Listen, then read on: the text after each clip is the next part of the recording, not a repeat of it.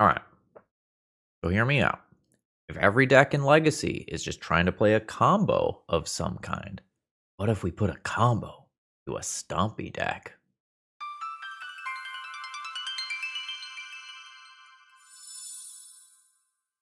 Hello folks, Phil Gallagher, aka ThrabenU here for another Legacy video, and we've got a wild one today from Anubis.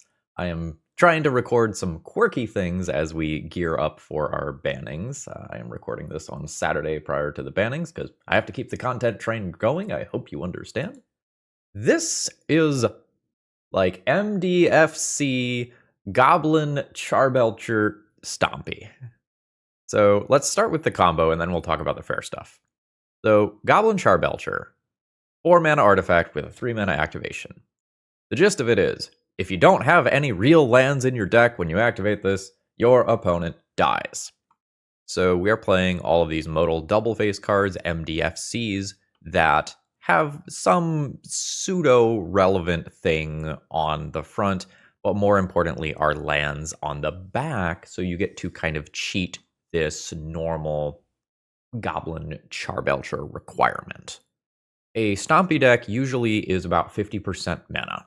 Now, we're going to have to see how this plays out in practice, because normally these decks have Ancient Tomb and City of Traitors as prolonged 2 mana sources, and instead we have burst mana.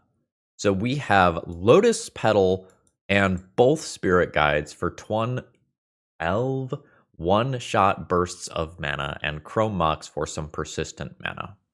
So we can oops get a win with Goblin Charbelcher, we can oops get a win with Blood Moon or Magus of the Moon, or we can try to ride things out in a more fair capacity.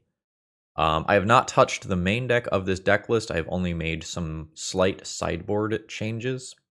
The sideboard had Disruptor Flute, where I have Pithing Needle, and I think if you are not playing Ancient Tomb, Disruptor Flute gets a lot worse. So I am going to play the slightly less flexible and powerful Pithing Needle in respect of speed, since I do not have Ancient Tomb.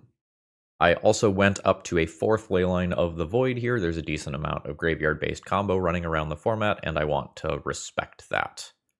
I am not sure if I would want to run Mindbreak Trap in paper. I think it's maybe okay on Magic Online, where I've seen a lot of oops all spells. And this sideboard originally had an Emrakul the Aeon's Torn. That is something that I would be excited about in paper, so that you are better against Painter. But I think hedging against unfair stuff that people are grinding with in leagues might be better here. So in terms of overall concerns, in games where we get a Blood Moon, all of these cards that say pay 3 life, not that one, that say pay 3 life on the back are going to deal us a lot of damage over the course of a game. Now, we don't have Ancient Tomb, so that helps balance that out a little bit. But I am worried that in slower, more prolonged games, I'm going to deal too much damage to myself and I'll die to fair creatures. Let's use something like a Murktide Regent as an example. If someone plays like a 7/7 Murktide Regent or something like that, normally that is a 3-turn clock, but if we deal 6 damage to ourselves by making 2 of these lands come into play untapped, that is a 2-turn clock instead, and that is a very, very real difference. Another cute thing that we can do just to talk about it here, Goblin Charbelcher costs 4, so that is just something that we can throw with Broadside. Just throwing it out there, that's a thing. A thought has occurred to me. We could definitely play the One Ring in this deck. Like, all of this bonus burst mana is very good at powering out the One Ring. The One Ring is very good at then drawing additional cards. I could do something like relegate the Furies to the sideboard. Just kind of YOLO removal game 1 and play the One Ring. Now let's go ahead and run it as the donor intended. But I'm going to just kind of keep that in the back of my head. So this is probably going to be a fast one. This is probably going to be a wild one. And if you need your own Goblin Charbelcher so you can try this at your local F&M or whatever, please consider checking out my sponsor, TOAmagic.com. They're a great store. You see this purple banner at any major event like MagicCon Chicago or something like that, you know you're going to get good prices. They tend to have a lot of really sweet legacy stuff. If you are ordering online, promo code ThrabenU will save you 5% on your order as well. Let's belch some people. Okay, so I have 4 mana, 2 of which is persistent. I could play turn 1 Fable with this hand and kind of go from there. One of these just always enters tapped, which is a little awkward. Let's just kind of hope that this goes Fable into Broadside and that's relevant against my opponent's deck. We are going to be on... fuck, we're dead. So we're playing against Oops All Spells, and I don't have things like Vexing Bauble and Chalice of the Void in this build. So my opponent is just going to get me here. So they are going to sacrifice Undercity Informer to its own ability, and then just end up reanimating a Thassa's Oracle. I'm just going to take a quick look at their deck here, see if anything interesting is happening. All right, so there's Poxwalkers here. Is there a bridge from below? Yes, there is a bridge from below. So this means that my opponent has enough mana to cast Dread Return, or enough bodies to cast Dread Return targeting Thassa's Oracle. So I'm not going to let them see what I have going on here. This is going to be very, very close to Mulligan to Leyline of the Void. That is just fully going to be the plan here. Again, Pithing Needle, Undercity Informer as well. Blood Moons are a thing. Fury is probably my worst card. I'm going to start by cutting that. I don't expect to fairly be removing my opponent's creatures in most matches, or most games, rather. So the Blood Moons can cut my opponent off of black mana to get started with their Dark Rituals or whatever. As soon as they have 1 Lotus Petal, though, or like 1 Chrome Mox, any sort of thing that can produce black off an artifact, this doesn't do stuff anymore. How do I feel about Goblin Charbelcher? I guess that's the next decision, because if I don't like Charbelcher here, I just cut that. Sometimes that just kills my opponent on turn 2. Could get rid of Broadside instead. I've already taken out Fury, so one of the best things to fling with Broadside is just gone. That is reasonable. I think I say no. Like, there's some things here that are relevant, but I have really strong Leyline of the Void hands that are possible. So Chrome Mox imprint a thing, Chrome Mox imprint a thing. I can essentially try to cheese a Blood Moon win here. Just imprint, yeah. And this is my 6, and it's just turn 1 Blood Moon. Hope that is good enough. I am unsure that this is better than Leyline of the Void plus a couple of mana sources. I think I'm going to go to 5. All right, there's a Leyline. This one I think I'll keep. So I need both of these lands. I need Leyline. I get to keep 2 other of these cards. It becomes like, do I want Disruption or Murder? I think I want Disruption. Sometimes I can play Blood Moon turn 2 if I get a little lucky. Withdrawing a Spirit Guide. I'll floop Leyline into play. These are both the 3 life lands. We'll just put one into play and pass. So the biggest concern here is that my opponent has a pivot plan such as Goblin Charbelcher that just completely dodges the graveyard. 17. Thoughtseize. The best card to take here might just be my Sundering Eruption. And opponent agrees. Now this is one of those times... Yeah, so this is exactly what I was talking about. This is one of those times where not having Ancient Tomb in our deck as a viable top deck is a big problem. And we're chilling in a way that is probably not favorable for us. Ooh, down to 12. That means my opponent is actually just going to play a card. They might just be playing a 2/3 attacker here. Yeah.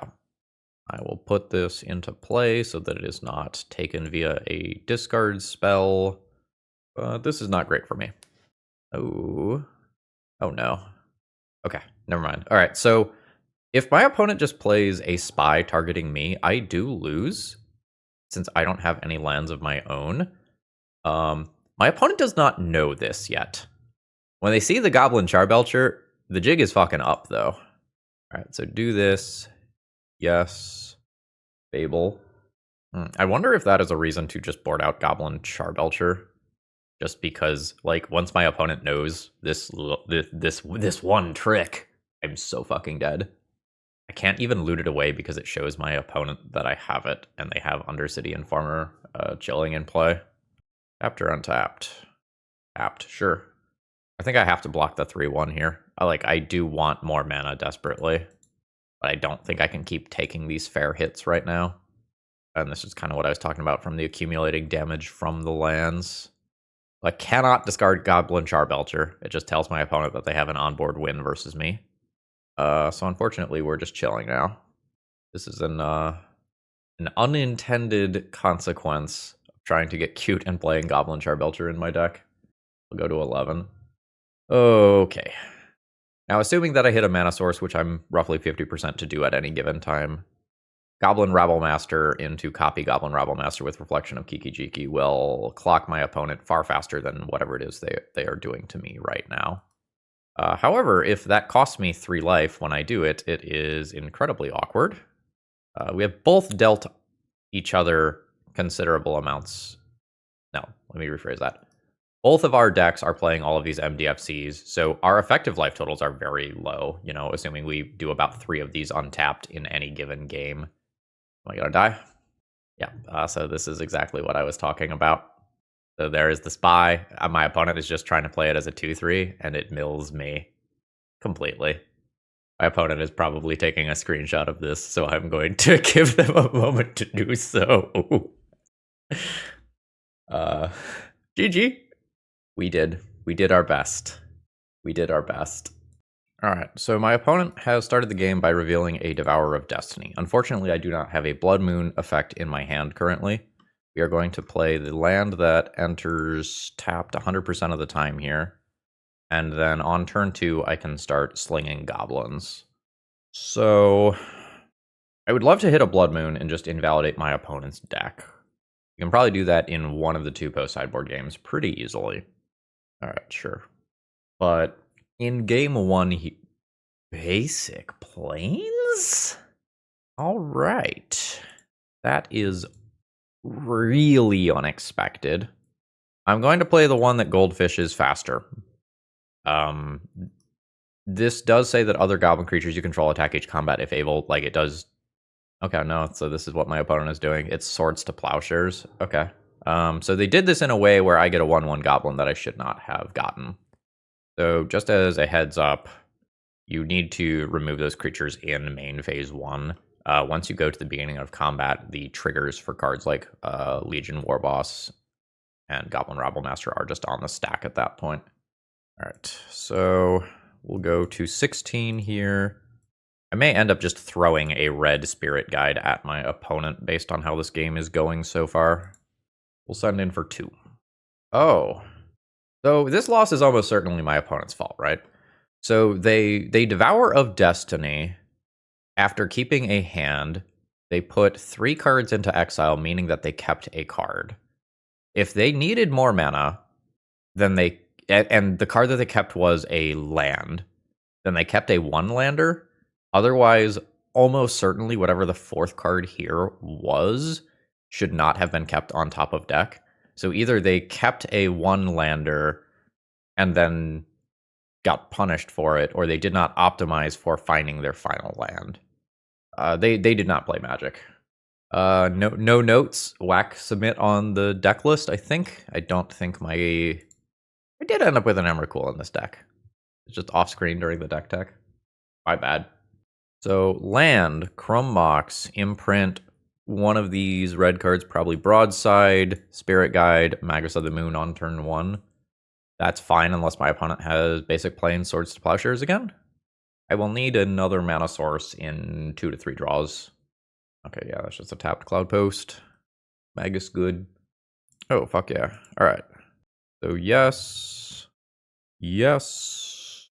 Imprint one of the 2 broadsides. Now I have to ask myself whether I'm playing Blood Moon or Magus of the Moon. Magus of the Moon gets hit by Dismember and Swords to Plowshares, and Blood Moon doesn't. So this means that I don't have a threat in play immediately, but I'm 50% to draw a mana source that can either put a secondary lock onto the game or just create a spiraling threat. Alright, opponent did find a basic forest. Where is this tower? Okay, cool. Let's do this. It comes into play untapped. I don't need to do life. I think I just clock here. Send in for 1.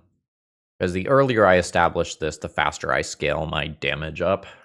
So this alone is attacking for 5 next turn.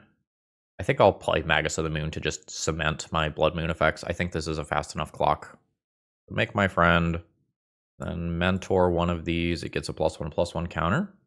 Opponent goes to 14, and then I do this. I have 2, 4, 5, 6, 7, 8, 9, 10, 11 plus throw. I still have lethal next turn. 1 ring can keep them alive for a turn. That's fine. So I know that my opponent has multiple basic lands in their deck, so this is not a free land destruction spell here. So I'm going to go ahead and make my creature. I can still just attack with Legion Warboss and one of these Goblin tokens so that I can mentor and scale up. And now my opponent just needs to continuously play 1 rings or they die. They're not anywhere near like random hoser like All Is Dust mana or anything like that. The basic plains is a good get. I will probably destroy that with Sundering Eruption on my turn. Okay, sure. So they live to see another day. And draw a card. Swords goes on Broadside. Sure. It's unclear to me whether or not Broadside is the best target there. Well. Yeah, I probably just put the fucking Goblin Charbelcher into play rather than Sundering Eruption basic plains.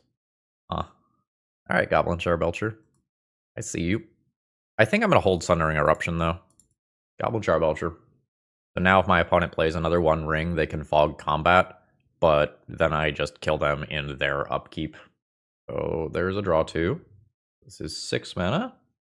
Yeah, so my opponent plays another 1 ring, that fogs combat. They get protection from everything. I will just activate this during their upkeep to kill them. So I imagine that we're good. My opponent's discarding some cards here. Sure. Ooh, Maze of Ith. Okay. So we'll continue to, attack for a +1/+1 counter on something in case that's relevant, but I don't think it should be. And then we'll just belch in my opponent's upkeep. Get belched. Now you can draw your card. That's what I thought. GG's. The Belcher did something. We did it, folks. We did it. And it actually did something in a way that was meaningful, right? This just being another random creature does not get me through this 1 ring. Today's video is sponsored by Moxfield.com, and honestly, they're just the best at what they do. If you need to keep your deck lists online, this is the way to do it. They have all sorts of different viewing options. You can condense that text if you like things to be tight. You can make them visual grids. You can put them in stacks. You've got all sorts of different ways to kind of view and visualize your deck lists.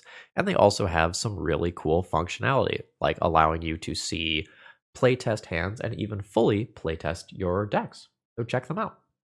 Okay, so Valakut Awakening always ETBs tapped. So I do not have 3 mana on turn 1 to just jam Magus of the Moon immediately. I have multiple copies of Magus of the Moon, though. If Magus of the Moon is good in this matchup, I can try twice and kind of ignore a Thoughtseize or whatever. I am on the draw. If I draw a Spirit Guide or an untapped land, I can just jam it on turn 1. I think it's a slightly sketchy keep. But I think a keep.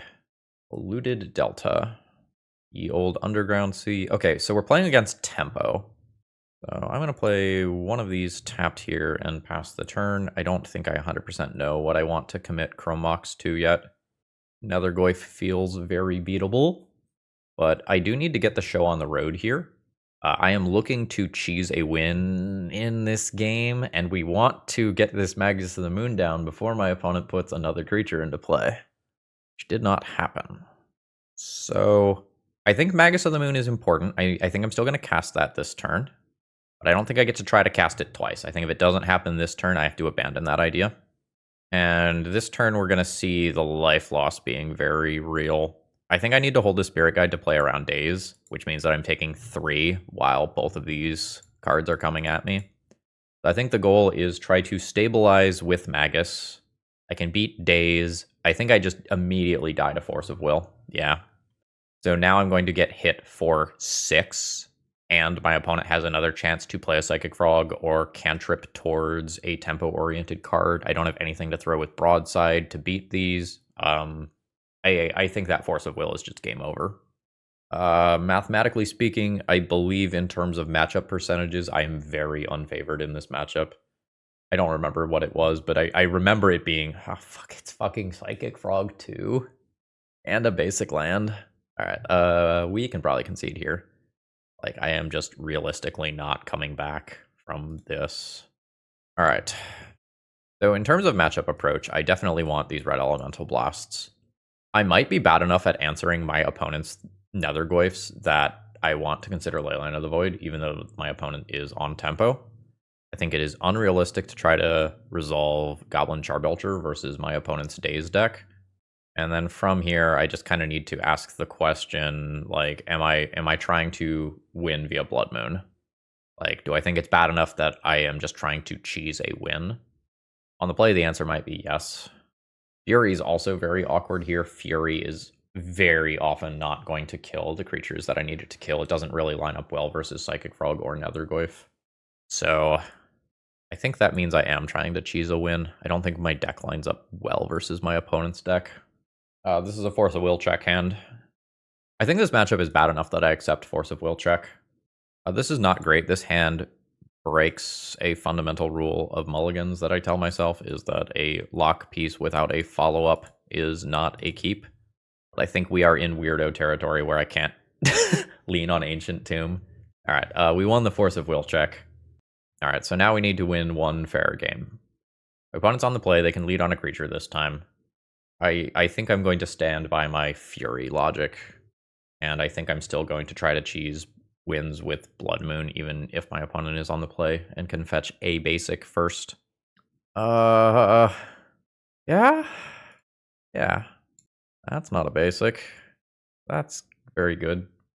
Alright, my opponent does take the Blood Moon. So we are all in on Goblin Rabblemaster at this point, which is not the best. Alright. Play this. Yes.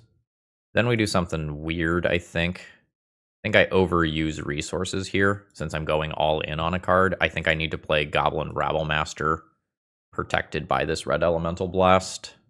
If I win, I am winning off this creature. So I think I just have to have red elemental blast up to protect this. It means that I am using my resources less efficiently than is possible or optimal. And I think I get hyper aggressive with red elemental blast. Like if my opponent puts a Ponder on the stack or a Brainstorm on the stack, I just fucking blast it. I just need to try to make them stumble here, and then use the stumbling time to rabble. Alright, cool. Leyline of the Void is not the optimal draw here, believe it or not. So we'll send in. I get to hit for 6. My opponent's at 11. Oh shit. Okay. So, this could be Orcish Bowmasters. I could choose to not attack with Goblin Rabblemaster to play around Orcish Bowmasters. I think I'm going to do that. I really don't want to lose this Rabblemaster here. It is Bowmaster. My opponent can now absorb some damage.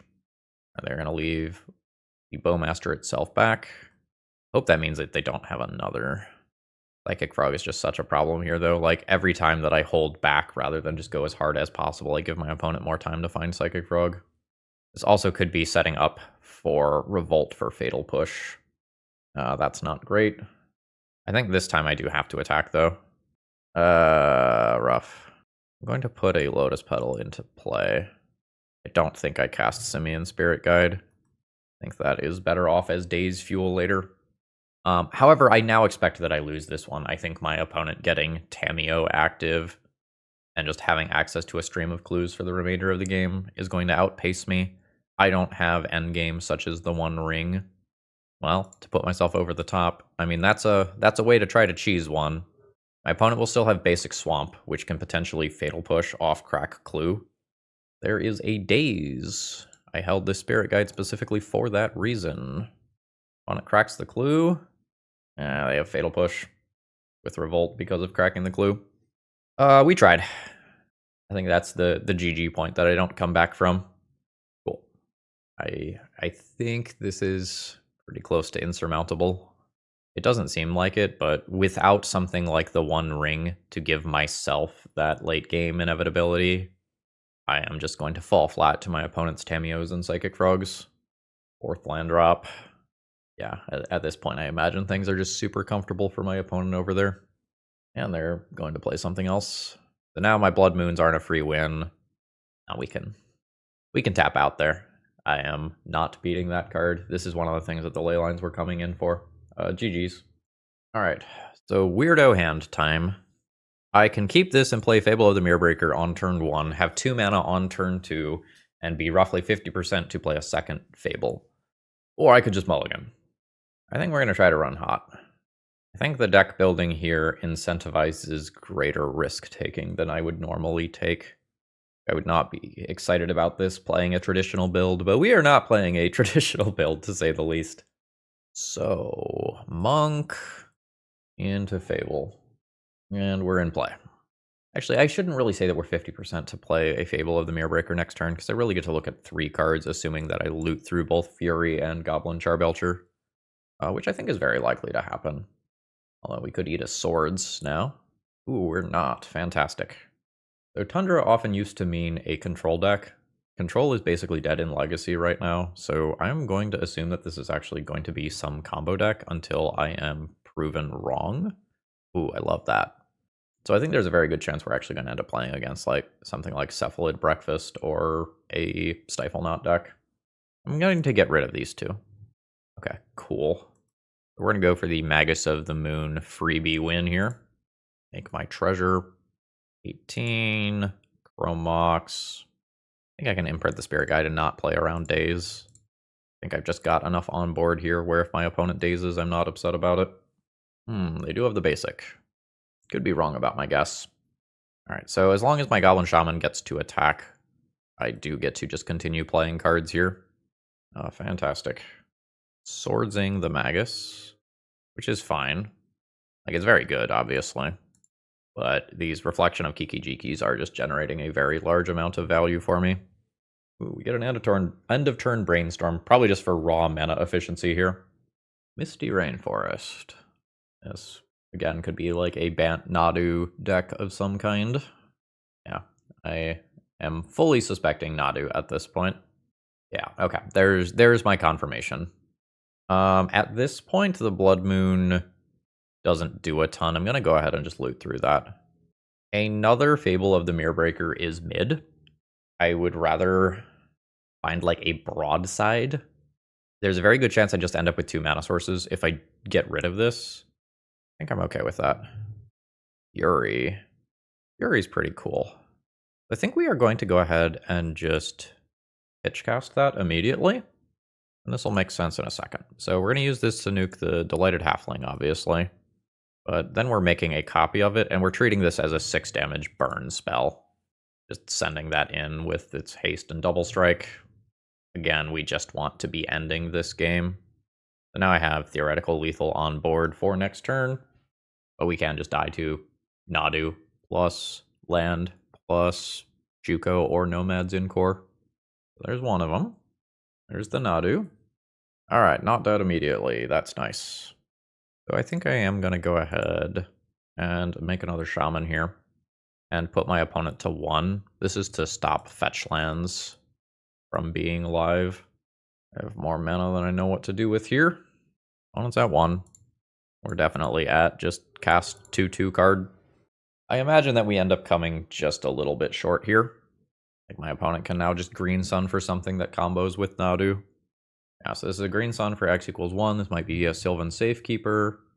Now my opponent can sacrifice lands to target their creatures. Notably, this is Shroud, so my opponent will probably do this in sets of 2. Okay. Now we've got Ponder. I'm currently going wide of what my opponent has to offer here. That fetch land is not tapping for mana right now. They're just going to sack it with Sylvan Safekeeper to attempt to do stuff. And again, they're going to activate in sets of 2. That is Nomads in core. That is very bad. Now my opponent can activate 2 more times here. But they don't hit any lands. I believe that means that I now just get to swing out and kill them. Yeah. Okay. This is not... well, I guess it could be relevant. My opponent would need some sort of Dryad Arbor thing. Alright, I'm just gonna, like, start always yielding to all this stuff. Okay, so stack has cleared. My opponent did hit the Dryad Arbor, unfortunately. So now I can't kill them. I can force chump blocks. The Nomads in core wouldn't die. They would lose Sylvan Safekeeper and Dryad Arbor. And I would lose one Reflection of Kiki-Jiki. The other thing I can do is just not attack and try to set up Reflection of Kiki-Jiki, copying nonsense, and go wide the next turn. I think I need to do this, though. I think if I give my opponent 2, 4, 6, 8 more activations of Nadu abilities, it's just not going to end well for me in a fair capacity. Like, I already know that they have Force of Will available. Alright, so combat damage will happen. Okay, there's some more activations that haven't happened yet. Sure. And again. Sure. I hope this card is banned by the time. Oh. Sweet, my opponent did that poorly. They did that in a way where they assigned extra damage to Nadu with Nomad's in-core prevention ability, so I got to kill Nomad's in-core. That's fucking sweet. 1, 2, 3, 4, 5. This is Force of Will bait. Or not. So now my opponent is going to spend most of their mana playing a Nadu. They can get 4 activations this turn. They got a tapped land. I, in theory, have lethal again by turning cards sideways. We'll see whether or not that is actually the case in practice. I'm not going to target things with Reflection of Kiki-Jiki here. I think that is worse than just turning creatures sideways. Alright, so the Nomad's in-core thing is going to happen. So my opponent wants to find untapped white mana and Swords to Plowshares, and the fetch lands don't count. Cool. Send them. Alright, we win. Red Elemental Blasts are cool. Pithing Needle is cool. How do I feel about Blood Moons and Goblin Charbelchers? Medium on both. So the nice thing about Blood Moon is that it makes it harder for my opponent's fair Nadu stuff to disrupt me if I already have close to lethal on board, because it makes it harder to do things like instant speed Swords to Plowshares. I don't know that this is very reliable on the draw. That said, I also don't know if I get to go Goblin Charbelcher versus a deck that is almost certainly playing Consign to Memory. Actually, I think I even saw Consign last game. I think when I'm on the draw, I'm going to get rid of the actual factual Blood Moons and trim 1 Goblin Charbelcher. And I think when I'm on the play, I swap that ratio. This is very similar to last game in terms of just being a pile of fair stuff. I don't think there is anything wrong with trying to play Rabblemaster into Broadside and pick off smaller creatures. If I don't draw a mana source on turn 1, I might need to play Fable turn 1, though, to try to stabilize my mana. Blooded Strand. Okay. That stabilizes my mana on its own, assuming that I'm willing to put 2 cards under it, which I think I am. I think I can put 1 Fable under that, imprint a Spirit Guide, do this. So it's very likely that Swords to Plowshares is happening here. I think I'm just going to Fable, even though I don't super want to Fable immediately. I think this just lines up the best versus Swords, though. Like, my opponent didn't do something like a Ponder on turn 1. So while this could just be end of turn Surveil Land, I think it's Swords. And I am correct. So now my opponent can have access to another basic if they want. They do not want. Fuck me. Okay. So I almost certainly need to loot through both of these to try to find more mana to do something. That counts. So play, yes. We're now all in on War Boss. Assuming there is not another Swords to Plowshares, I can copy Legion War Boss with Fable of the Mirrorbreaker, and then create a large number of tokens that go wide of what my opponent is doing. Bristly Bill is strong. So do I want to offer up a trade of Legion War Boss for Bristly Bill? I think that's fine. I still have a decent amount of power in play afterwards.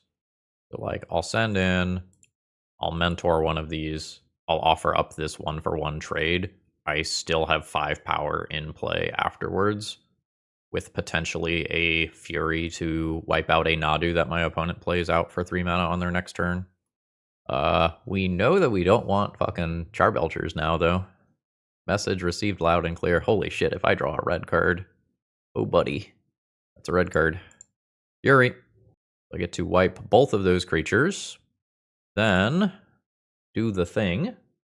So I'll lose the original Fury, and then I just treat the token as a 6 damage burn spell, which is perfectly reasonable on this board.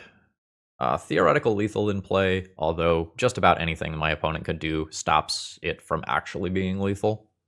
Hot damn, we put a match win on the board through a Stony Silence that double Stone Rained me. I'm actually really happy with that. Alright. I have 2 reasonable cards here. I have something that's probably okay to put under a Chrome Mox, although a land might end up going under there. I could mulligan this hand to try to do something turn 1. Without Ancient Tomb and City of Traitors, though, I think this deck is less reliable for turn 1 plays. I think I'm just going to keep 2 reasonable 3-drop plays. Ooh, basic Island versus my Blood Moon is not how I wanted to start this off. So Called Shot, if we're playing against Show and Tell, this is insane. I'm going to just do one of these tapped this turn and pass the turn. Cast Show and Tell. I put in Belcher, and I fucking belch everywhere. Let me live the dream. Under does not shuffle. Okay. Moon or Rabble. I am probably just going to put a Fury under here.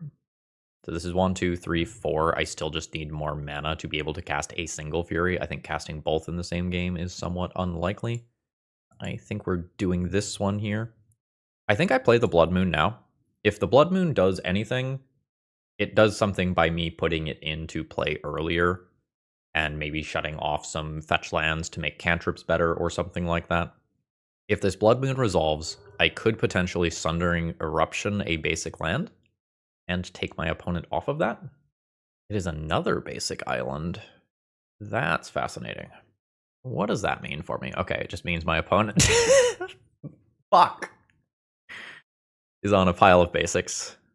Okay, so I can still play this and this enters untapped because it's a mountain which overrides its own abilities.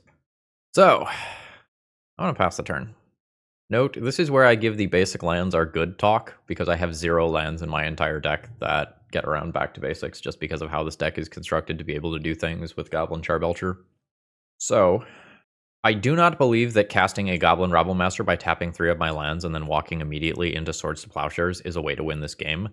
I am going to play towards Goblin Charbelcher. And this sounds kind of insane because of how much mana this is going to take. But if this Goblin Charbelcher gets in play, it is probably very hard to get out of play. I don't think it is reliable to try to win the game with creatures here. So even though it is going to require a disgusting amount of mana, I think this is where I'm going to make my bed. Now, my opponent's Flooded Strands aren't fetch lands right now. They are mountains that are not going to untap. So we're in weird territory. God damn it! Yeah, okay. So now, I'll try to bring this back down. Getting rid of you?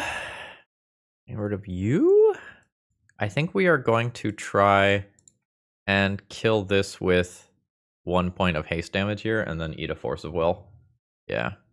So, like, I can Fury this Teferi at some point. I think I'm just going to concede this game. I don't think I beat back to basics, especially if my opponent starts doing things like Prismatic Ending on Chrome Mox. Like, I think I can play this out and take 5 minutes of clock off of my opponent's. Oh, no. Now, I don't get to kill both of those Planeswalkers, so one is always left around. Alright, Red Elemental Blast, good. Pithing Needle, good. Blood Moon, probably not reasonable. I'll probably just round things out by shaving a Magus of the Moon. I lose incredibly hard to back to basics. Holy shit. Like, one mountain here is such a deal breaker. Like, having one mountain in play so that each time you cast a spell, you can do like Mountain Chrome Mox 1 non-basic land, and you go down 1 land every time. That's okay. But losing 2 or 3 lands every time you cast a spell is unbeatable. Okay, I don't think playing Broadside on turn 1 is very good in this matchup. It just lines very poorly against single target removal spells like Swords to Plowshares or Hydroblast. Land, Spirit Guide, Fable, hope I get to attack or loot. Seems fine. This is very expensive, and I might end up looting through it. I keep it, but I don't think Broadside is very good right now. I think this is a Force of Will check hand, where if I get Force of Willed on this spell, it is very close to just like right-click concede territory. Yeah, so that was supposed to be my mana, and now I am just kind of left with nothing. And again, I don't get to top deck Ancient Tomb to just like have a chance at playing cards that look like this. Okay, I was about to say, are we gonna Enlighten Tutor for Back to Basics? I'll play this one out for a little while, but I am likely to concede this one before I am actually dead. I think the writing is on the wall here. All right, just more stable mana. Now that I know my opponent has Lorien revealed, like, it is just fully unreliable. You'd be trying to Blood Moon. Yeah, so my opponent has, like, Planeswalker plus Force of Will. I'll give it another draw step or two, but this is slipping away so incredibly quickly. All right, they found Back to Basics. I'm gonna just say that we are not beating that on my single land situation and scoop it up. We did manage to put 2 wins on the board, though. Well, that was sort of a bizarre league. That was a cool thought experiment. So overall thoughts on the deck list. We learned that we gave ourselves a terrible Oops All Spells matchup. Any one of those things just kills us even through our graveyard hate if our opponent knows that I don't have any actual lands in my deck. So that was an unintended downside. We learned that we become incredibly bad versus Back to Basics, which is perhaps not a card that we should expect too much in the metagame, but, you know, it's not an embarrassing card to be playing in Legacy at a time when so many people are playing Urza's Towers, Planar Nexus, Cloud Post, Ancient Tomb, all that stuff trying to cheat on mana. Control as a pillar is very close to dead, but, you know, if you are playing control decks, Back to Basics is not crazy. So I think those are 2 major weaknesses we gave ourselves while also making ourselves worse versus tempo decks, because we are going to more likely deal more damage to ourselves in the average game than we were with other versions of this deck. And we are also adding a couple of ETB tapped lands into the deck. And I think all of those things together show us that we should not be playing Goblin Charbelcher. Although, to Goblin Charbelcher's credit, I was actively playing towards it in a handful of games, and it did give us a kill versus the One Ring that perhaps my opponent could have tipped the scales on. Going back to something I said in the deck tech, like, do I want the One Ring at the cost of Fury in game 1? I think that's a reasonable way to do it, but you really give up some stuff in the sideboard if you're going to do that. Like, if I was going to put 4 Furies into... Yeah, there you are. You were just hanging out off screen. If I was going to put 4 Furies into the sideboard, I'd probably, like, cut Mindbreak Trap, and maybe you don't get to run the Emrakul at that point, and you cut 1 Shattering Spree. That would be a reasonable way to approach that. I did miss some of the oomph of the 4-drops that are traditionally in this deck. You know, we didn't have Pyrogoyf to go to the face to finish games, or clear Nadu. We didn't have the One Ring to just draw a bunch of cards. Not being able to top deck Ancient Tomb after we get wastelanded or otherwise set back on mana is a really big deal in this deck. Much more so than I thought it would be, and I thought it would be a big deal from the beginning. Alright, so Brewers of the World, I hope that gives you some useful ideas. Anubis, thank you very much for donating and funding today's video. Folks, if you need any cards, you know where to go. Promo code ThrabenU will let them know that I sent you and that they should keep supporting my content. And I hope you all have a wonderful rest of the day. See ya!